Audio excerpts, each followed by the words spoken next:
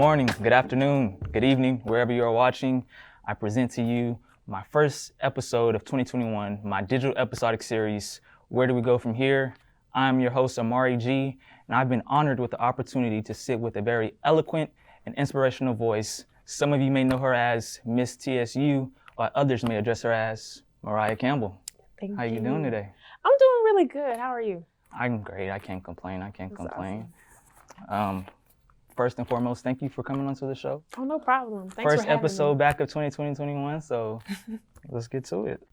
You recently said that you gave your life to God 2 years ago. And us being back here on campus for over almost a year, how did the pandemic open your mind?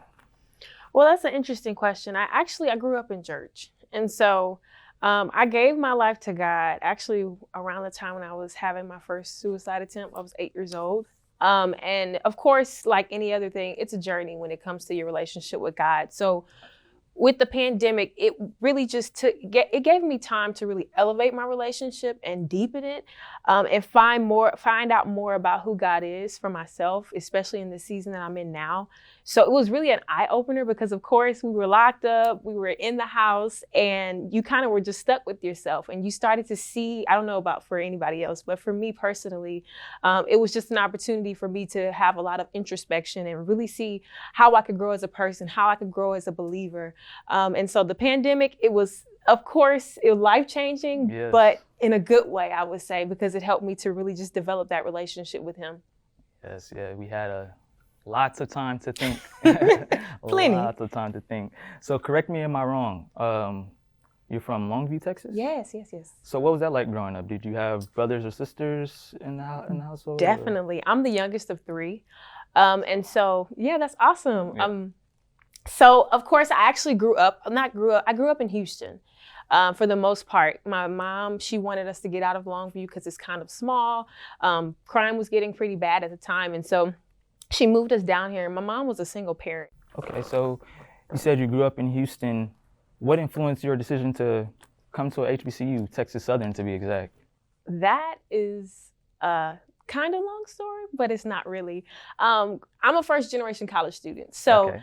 I wasn't coming in with a whole bunch of knowledge about college, but I knew that I excelled academically in high school. And so I went to a predominantly Black high school. So, at those type of schools, they really just encourage the athletes and the people that are good academically. They encourage you to go to PWIs, like go to the top tier schools.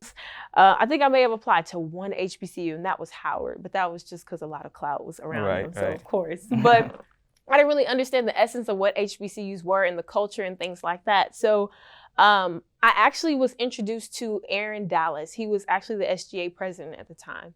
Yes. And that was my senior year of high school. And he was like, I see your page. I see all the things that you're doing and your grades look like they're good. Why don't you sign up for the Honors College at TSU? And so I was like, TSU. I hadn't heard much about the school, even though I was in the city, because they tried to shy us away from HBCUs, unfortunately. And so I had an interview with the dean of the Honors College, and I came on campus. I was walking. I was at HP&E, actually.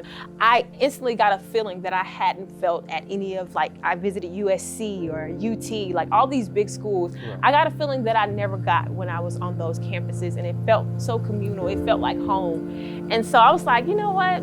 I think this is it. I haven't met nobody yet, but I think this is the place I'm supposed to be. I feel like it's something I'm supposed to do here. So that's when I made my decision to come to TSU.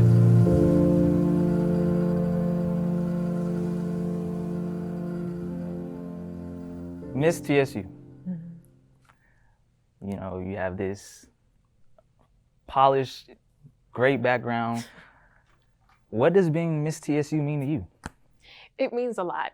I mean, of course you can say that, but winning Miss TSU was probably one of the most eye-opening but exciting moments of my life. And so for me to be able to be on a platform that has so much rich history, 74th Miss Texas Yes. Southern, all of the queens, the wonderful queens that come before me, that is something that I hold with such a great responsibility and I hold myself accountable to that.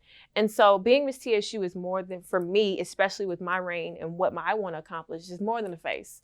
I don't want to just be cute at the games, but I want to be impactful and actively engaged with the student body. And so I was doing that in different capacities before I became Miss TSU. And so just being able to be Miss TSU helps me to do that on a greater magnitude. So I'm really enjoying it thus far, and it's been amazing. You recently said that you want to be a voice for people that can't be a voice for themselves. Mm-hmm.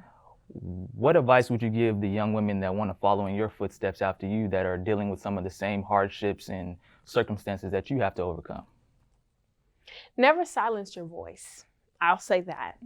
Because of course, whenever you're going through mental trauma, emotional trauma, especially for me, I felt as if I had no voice. I had no reason to speak. And so for a long time, that shut me up. That kept me from writing, that kept me from speaking. I couldn't even look people in the eye because I felt so weak. And so I want people to know, and young women to know, that their voice matters, and that what they have been through is a story that will help build them to be a better person. Because I'm always a firm believer that everything happens for a reason. And so I don't regret going through those dark times. I don't regret having those different encounters when it came to mental and emotional trauma, because it built me into the woman that I am today. It helped build me and strengthen me to see some of the trials that I still face today. And so I don't regret any of it. I know that it brought me closer to God, which is probably the best thing that ever happened to me. Yeah. So I utilize those things to help others.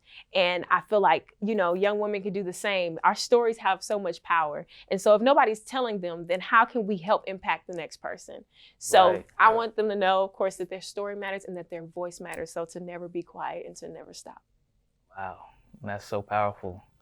You gave me chills when speaking like that. Wow. So your hard work and determination has not only turned heads to some of the great leaders that came before us, but also people that are walking the similar path as you. So, Mariah Campbell, where do we go from here? Wherever the Lord takes me. I keep telling people, I know that sounds irresponsible, but I have been through a phase of where I was trying to plan it out. I was like, okay, I'm going to do this for my future. I'll have it all lined out. We're perfect, But life happens and things happen. And of course, the plans that I had as a little girl or as a high school student or even as a freshman, it didn't happen like that. And so instead, I got disappointed. And I felt as if, I'm not on the path I'm supposed to be. I mean, my life is not going how I planned it, essentially. And so I would find myself breaking down over that. And so I got to a place of saying, I can't control what happens next. I can control now and what I do in this moment and how it will affect what happens in the future, but I can't control what those plans are. So ultimately, I just give it to God and say, wherever you have me, that's where I'll be. And whoever I'm supposed to be around, that's where I'll go. So it's just a sense of obedience that I'm taking on in this time in my life, because my plans failed. And like I just told somebody earlier, God will look at my plans and say, oh, that's cute. Right. I got something else planned. And so just, even with quitting journalism, that was my plan. I was like, okay, this isn't for me. But then God had other plans. He brought opportunity. So really just following that guidance as he leads me. So that's very impactful that you're saying that, to live present in the moment. Yeah, you're dropping a lot of gems. That's real. Yeah, so thank you for tuning in to my digital episodic series, Where Do We Go From Here?